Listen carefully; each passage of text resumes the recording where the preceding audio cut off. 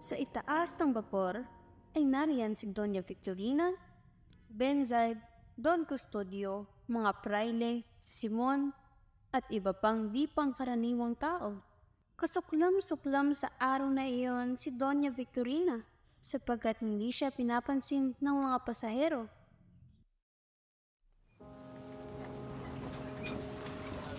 Kapitan, bakit ibagal ng takbo ng vapor na ito at hindi tulingan? Hindi maaari, Doña Victorina, sapagkat mababa ang bahaging iyon. Baka tayo ay sumadsad. Bakit ibagal? Kung sa bagay, wala naman magandang lawa dito sa Las Filipinas. Madali lamang ang problemang iyan. Sa katunayan, ang solusyon dito ay napakasimple. Umukay ng isang tuwid na kanal mula sa Lawa hanggang sa Maynila. Sa parang ito, bibilis. Paano ka lang yan, Ngunit Ginoo, maraming salapi ang gugugulin para dito at maraming syudad ang masisira. Pwes, masira na ang dapat masira.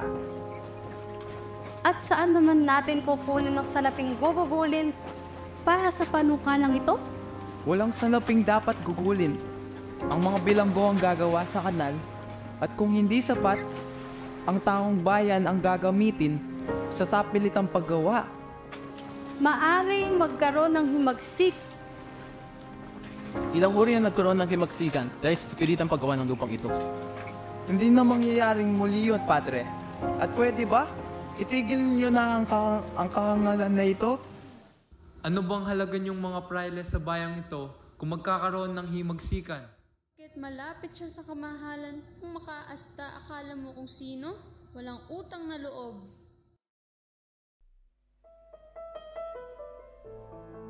Kayo ay magtatayo ng isang akademya na ang layon ay pagtuturo ng wikang Kastila.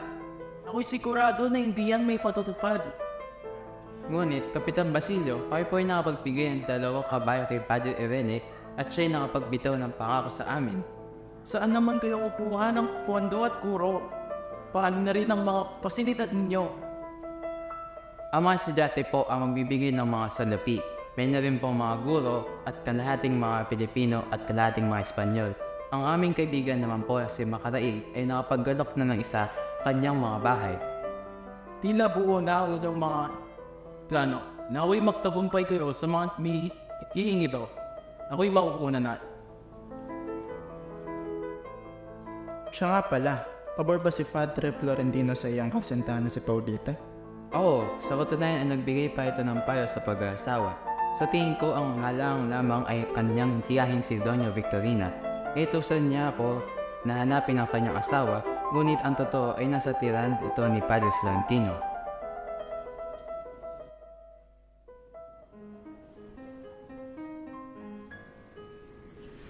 Basilio, kumusta naman kayo? Mabuti naman po, Ginoong Simon. Ito nga po palang aking kaibigan na si Isagani. Aba, Isagani iho. Tunay bang mahirap ang iyong lugar? Kung kaya't hindi nakakabili ng mga alahas ang mga tao doon? Hindi kami bumibili ng gamit na hindi namin kailangan. Huwag mo sanang ikagalit, binata. Mabuti ba't saluhan niyo ako sa pag-inom ng serbesa? Pasensya na po, ngunit hindi po kami umiinom ng serbesa. Ika nga ni Padre Camora ng sobrang pag-inom ng tubig, maaaring maging isang senyales na makakasama lamang. Sabihin mo po sa kanya na kung siya'y umiinom ng tubig sa halip na serbesa ay mapapabuti ang lahat. Pakasabi na rin po, ang tubig ay nakapapawi ng uhaw. At kung gulit ito ay naiisang malaking mapusok na baha at maaaring makapuwak ng tuopoy. Isang nakakamawang sagot. Maaaring nga ang tubig ay maging isang delubyo. Kung gayon, ako'y mauna na.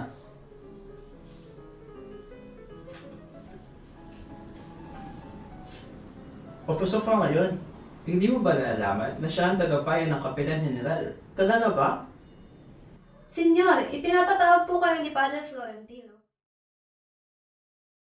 Maraming nakatutuwa at nakalulungkot na alamat ang lawa. Kabilang narito ang alamat ng biyak na bato.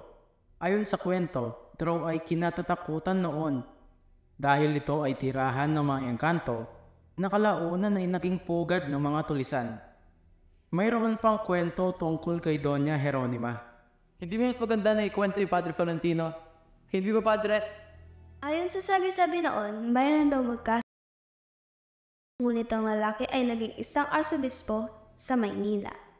Nang mabalitaan ito ng babae, ay nagbalat kayo itong lalaki upang puntahan ng kasintahan. Hiniling nito na pakasalan siya ng arsobispo at tuparin ang ipinangako nito. Dahil sa takot ay nagkaroon ng isang bagong plano ang arsobispo.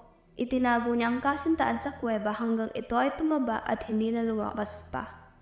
Sandali! Huwag mo kalimutan ang pinakamagandang alamat ni San Nicolas.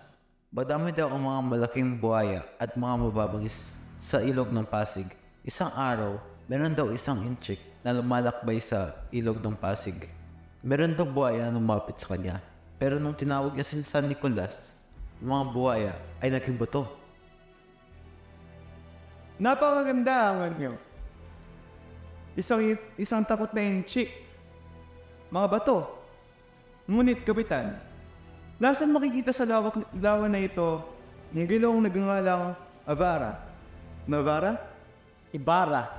Crisostomo Ibarra. Ayon sa kwento. 13 taon na ang nakakalipas. Ngunit, ano naman ang nangyari sa kanyang bangkay?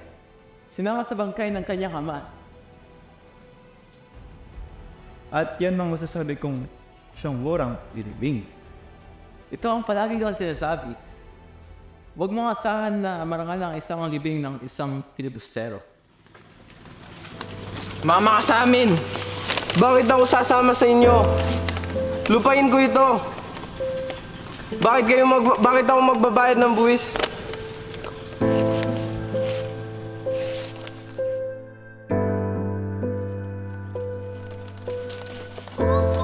Huwag niyo po siyang kunin!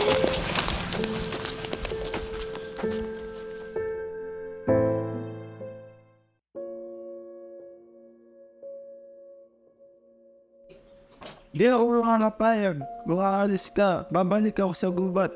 Inko, ito na lamang ang solusyon upang maitubos ko si Ama. Piniyag na nga si Tales at ngayon ikaw ang magpapalila dahil lamang sa kauting alaga. Ito na lamang po ang naiisip kong paraan. Huwag po kayong mag-alala dahil ginagawa ko ito para kay Ama.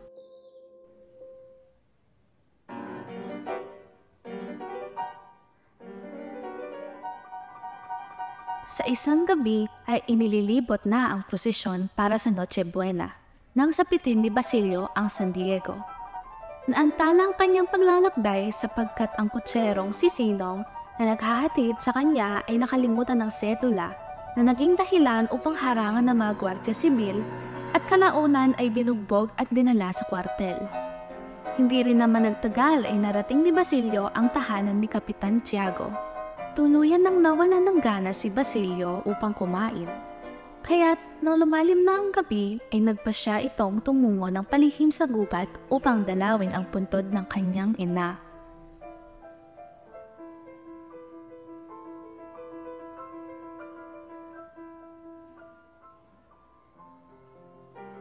Sa pagsapit na madaling araw ay maraang umalis si Basilio upang magtungo sa gubat ng mga Ibarra.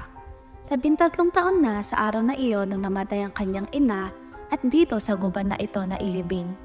Nagbalik sa kanyang alaala ang kanyang ina at ang kanyang kapatid na si Crispin na masayang kumakain sa may hapagkainan. Sila'y nagtatawanan habang nagkukwentuhan.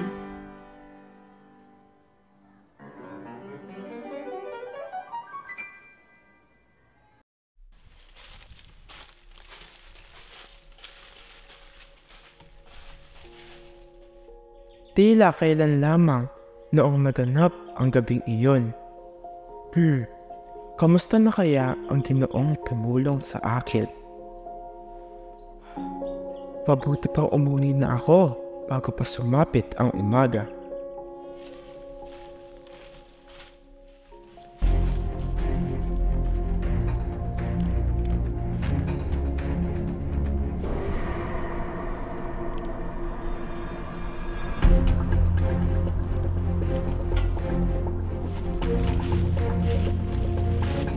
Ano ang ingay na iyon?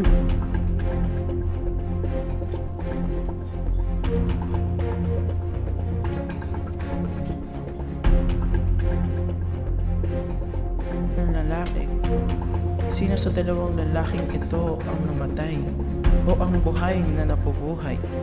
Simon? Si Ibarra?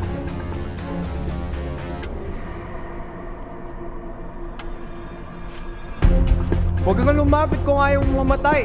Ginoo, nakita na po tayo noon. 13 taon na po nakakalipas. Sino ba ako sa palagay mo? Ikaw po, ang inaakala po ng lahat. Basilio, yung natuklasan ng aking nido na maaaring kasira ng aking mga balak. Ngunit sinisigurado ligtas ang inang Hindi ko pagsisisihan na ika'y di ko patayin. Gaya ko rin, tayo'y uhaw sa katarungan. Kaya nararapat tayong magtulungan. Karangalan kitang tulungan, ngunit ayaw kong makialam sa politika. Wala akong karunungan ang makakatulong sa bayan. Mali ka. Makakamit lamang ang kalayaan sa pamamagitan ng lakas. Kung gayon, magkaiba pala tayo ng paniniwala, Ginoo. Iganagalang po ang iyong desisyon, Basilio. Subalit, bukas pa rin ang tahanan ko sa eskolta para sa iyo.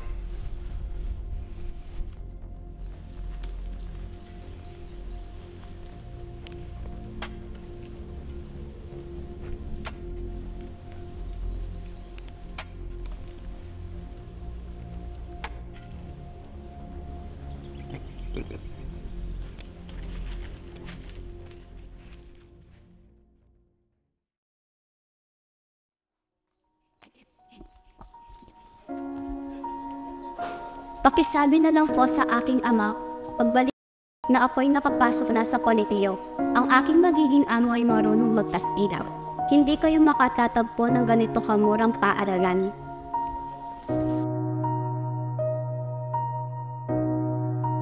Maligayang Pasko, Seno. Kumusta? Ayos ka lang ba? Ana't ayaw mong sumagot?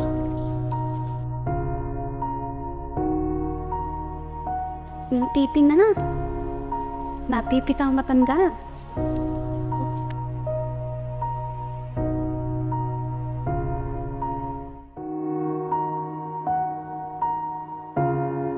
Paano nangyari ang kasawayang ito?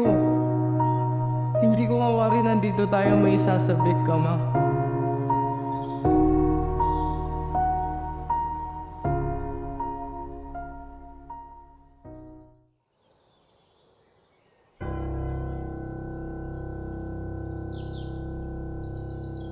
Hindi ninyo marahil magugustuhan ang mga lahas na pangkaraniwan o uwad lamang. Siyang tunay, mga brilyante, matatandang brilyante, mga bato sa una. Paniguradong mayroon akong mga matatandang lahas. Ako ay mayroong kwintas ni Cleopatra na sadyang kinuha sa mga piramide ng Egypto, mga singsing ng senador, at mga ginoo na taga-Roma na natagpuan sa guho ng Kartago. Kayo, wala ba kayong may pagbibili? Naibenta ko na lahat ng alahas ng aking mga anak at ang natira na lamang ay wala ng halaga. Ang Agnus ni Maria Clara, hindi ba't nakahuli ito? Ha? Ano ang Agnus ni Maria Clara?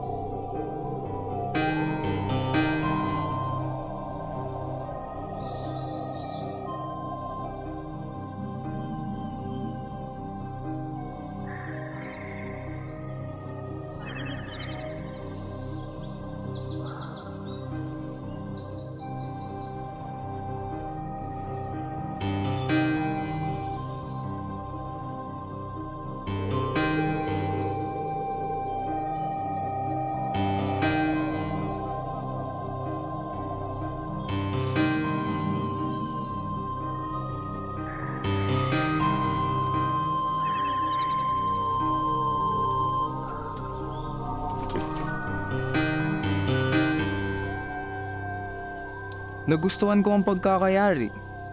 At sa anong halaga mo naman ito may pagbibili? Kung ako'y mapagbibigyan, kakausapin ko muna ang aking mga anak pupunta sa bayan. At kung sakali, babalik ako ngayong gabi. Nais ko ang news na ito.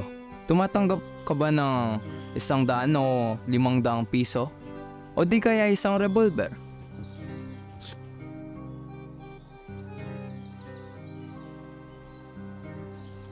Sa wakas, akin nang natagpuan ang matagal kong hinahanap.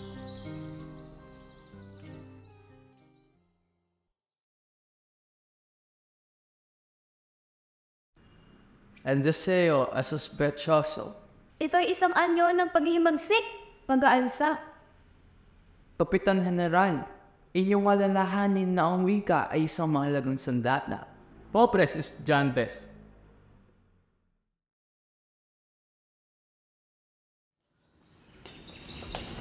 Kumusta ang iyong bakasyon, Benedente? Kakauwi ko lamang muli sa probinsya. Ikaw? Inanyaan ako mangharana ng mga babae ni Padre Camora. Alam mo ba, nagbabalak ko ako na magpalakad din Mamaya na, mauuli pa ako sa klase.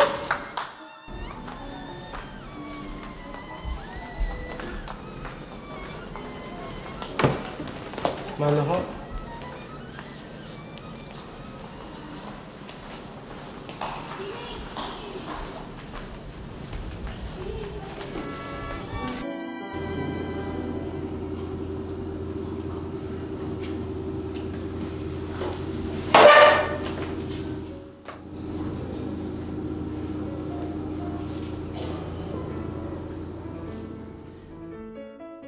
Ang binatang Dominikong pari na si Padre Milon ay isa-isang nagtawag ng mag-aaral upang magtanong tungkol sa aralin.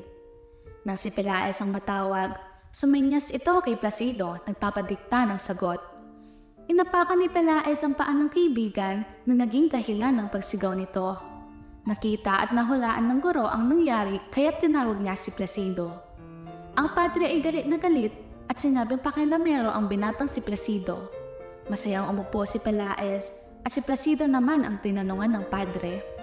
Utal-utal na sumagot ang binata na ikinagalit ng pari. Nagpapaliwanag pa ang binata ngunit pinatahimik nito ng pari. Sa sobrang inis at galit ay inihagis ni Placido ang libro. Wala kayong karapatang alipustahin ako, kanyang sabi sa pari at umalis sa silid ng walang paalam. Naiwang gulat ang klase at ang kanyang propesor na pinagmamasdan siya habang papalayo ang estudyante. Huwag na tayong umasa pa na papayagan tayo ng ating adikhain. Napaka-negatibo naman ng iyong isip, Peksoy. Huwag tayong mawala ng pag-asa. At pagtitipong ito'y dahil pagpapaalam ni Makaraig, ang ating tagumpay. Magandang balita! Tayo pinagtanggol ni Padre Rene. Ngunit ang iba ay tutol. Ang sabi niya ay, ang desisyon daw ay na kay Don Custodio. Paano kung hindi sumang-ayon si Don Custodio? Sinabi ni Padre Rene na kung hihilingin natin ang kanyang pagsang-ayon, ay kakailanganin natin makapagkaibigan sa kanya. Paano natin siya magiging kaibigan? Dalawa ang pwede nating lapitin upang mapalapit sa kanya. Si Ginoong Pasta at si Mananayaw na si Pepay. Si Pepay. Ako na lang ang kakausap sa kanya. Madadalian tayo dahil kaibigan ko na siya. Huwag, mga Ginoo. Gamitin mo natin ang marangal na paraan. Ako ang kakausap kay Ginoong Pasa at kung hindi ito magtagumpay, gawin natin ang inyong mga ninanais. Tama si Sagani. Dapat natin itong gawin ng marangal. Maghintay na lamang tayo sa magiging resulta.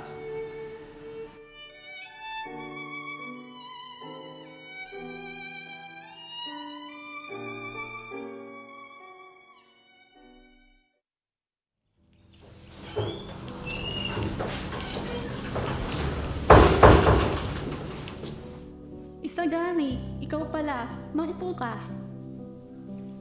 Kamusta pala ang iyong ama? Mabuti naman po ang kanyang kalagayan. Ano pala ang sadyang sa akin? Narito nga po ako upang ipagpaalam po sa inyo na ang grupo ng mga estudyante ay nagbabalak isulong ang Akademya ng Wikang Kastila. Akademya? Nais po sana namin makaproban ito ng Kapitan General, ngunit bago makarating dito ay kailangan namin ng pagsang-ayon ni Don Custodio. Abay, ano naman ang kinalaman ko dyan? Amin po sanang hihingi ng iyong pagpanig sa amin kung sakaling sumangguni sa inyo si Don Custodio. Masela ng usaping iyan. Marami ang pag-aari. Kailangan kong kumilos ayon sa batas. Ikinalulungkot ko ngunit hindi ko kayo matutulungan. Kung ganyan po, ay wala na akong magagawa sa iyong naging pasya. Mabuting ipaubayan niyo na yan sa pamahalaan. Marunong na kayong mag-Kastila. Ngunit hindi ako naparito upang lamang sa aking sarili, ngunit sa mga nangangailangan nito. Bibigyan kita ng payo dahil alam kong matalino ka. Magtapos ka ng medisina, mag-asawa ka ng mayamang at masimbahang dalaga. Huwag na kayong makialam sa bayan. Kung lahat ng aking nagawa ay para sa sarili lamang at hindi para sa aking bayan, hindi ko ito pagmamanaki kundi aking ikahihiya. Kaawa-awang binata, kung lahat sana'y nag-iisip ng katulad mo.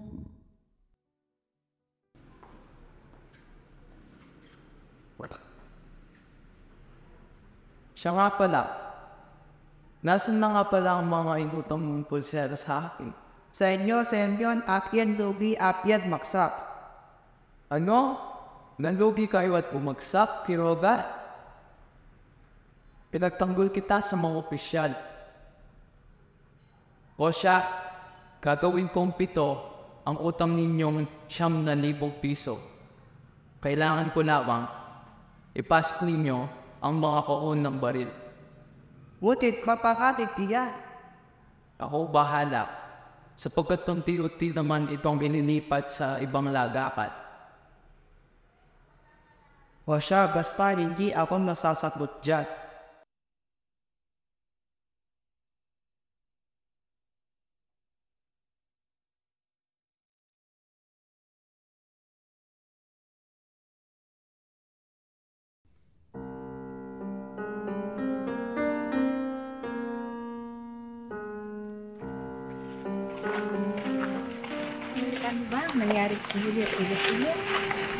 Ang ganda, ang nobyo pala niya gagalit ng estudyante. Pasalamat siya hindi niya kakaroon sa bayan ko. Narito, Father Camoro. At sino naman ito, Bensay? Ano, hindi pa roon nakaisip niyan? Nasaan si Simon? Ba't kanyang itong ibilin? Naku, tatakot na pagbayarin natin siya sa pagpasok sa peryahan. Hindi. Baka nangangambala mo siya. Matuklasan natin ang sekreto ng kanyang kaibigang si Mr. Gibbs.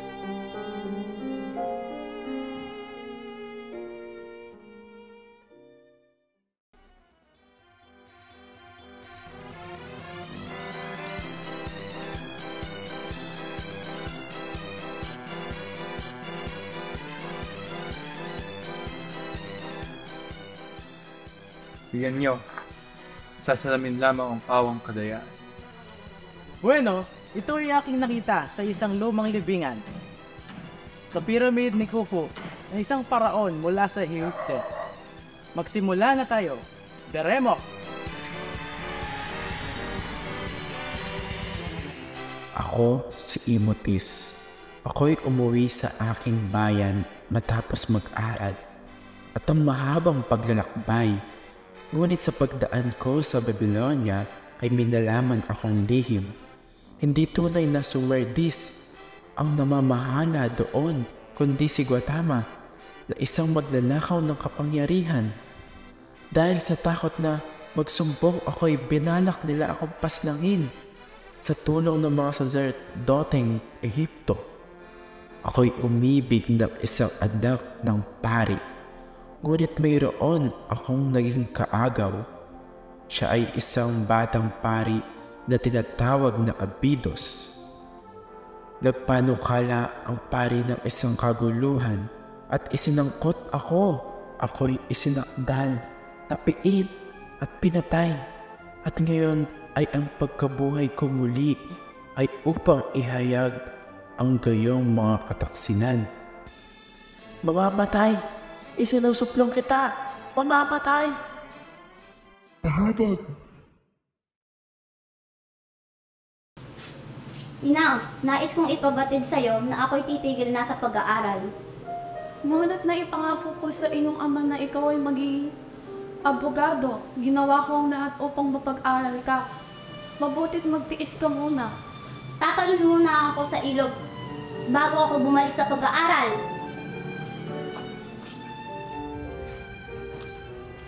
Mang Sumon, ibig ko sanang mangutang ng loob. Nais kong magtungo sa Hong Kong. At bakit? Halika, sumama ka sa akin.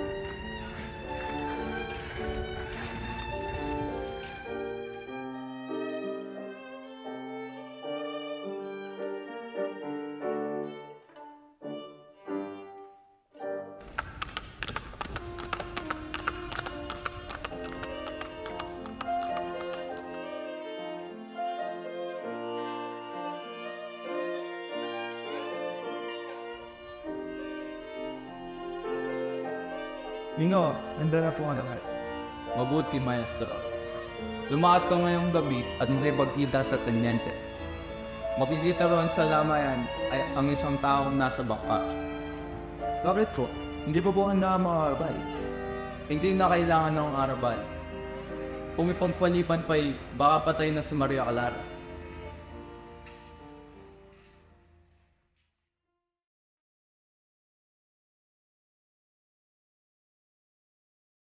Si Don Custodio de Salazar y Sanchez de Monteredondo, kilalang si Buena Tinta, ay kabilang sa uri ng lipunang Manileño na hindi gumagawa ng anumang hakbang nang hindi muna pinararangalan ng mga periodiko. Pinayuhan si Don Custodio na bumalik sa Espanya upang gamutin ang sakit niya sa atay. Sa Espanya, isa lamang siyang ordinaryong tao at walang pumapansin sa kanya dahil wala siyang sapat na pinag-aralan. Bumalik siya sa Pilipinas at nagmayabang sa mga Pilipino ng hindi naman totoong karanasan sa Madrid. Sa pagmamalaki niya na siya ay isang liberal o amo at manananggol kapag kung tinanong kung anong palagay niya sa mga Indiyo, ay laging sagot na ang mga Pilipino ay pinanganak upang maging utusan. Samantala, sa kanyang pagtatrabaho, napakaraming tambak na papeles. Pagkaraan ng 15 araw, ay nakabuo na ng hatol tungkol sa Akademya ng Wikang Kastila ng kanyang ipapaalam sa lahat.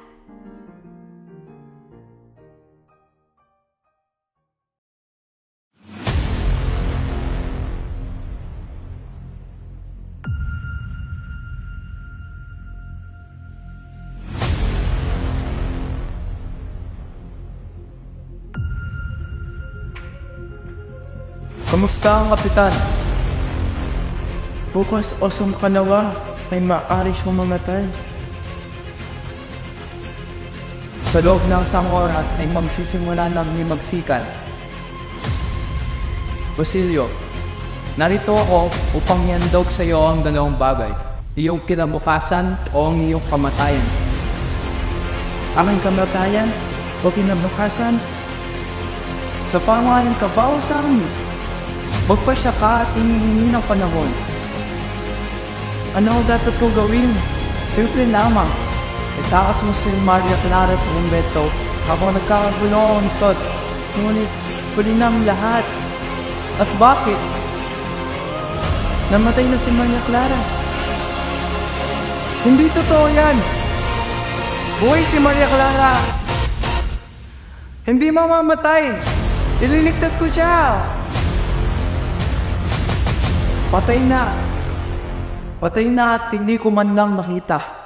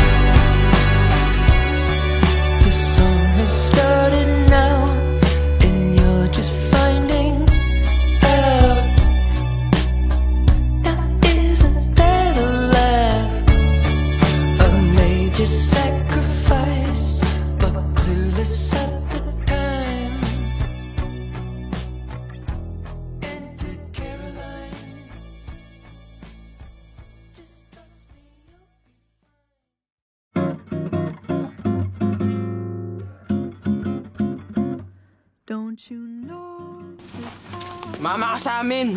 Ayoko. Bakit ako sasama sa inyo? Mga anak ng Guardia Sibil. Lupain ko ito! Wag! Huwag niyo po siyang kunin!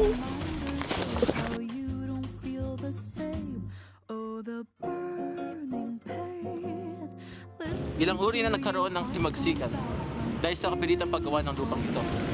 Hindi na mangyayaring muli yun, Padre. At pwede ba? Itigil.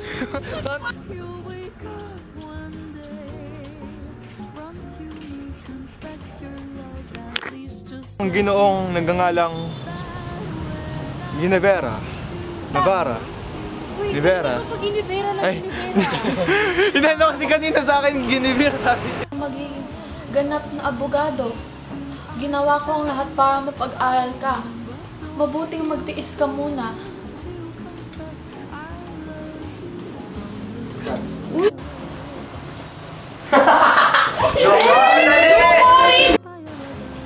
Paano naman natin siya magiging kaibigan? Dalawang tao ang pwede nating lapitin. Si Padre na... Action! Ay, alin.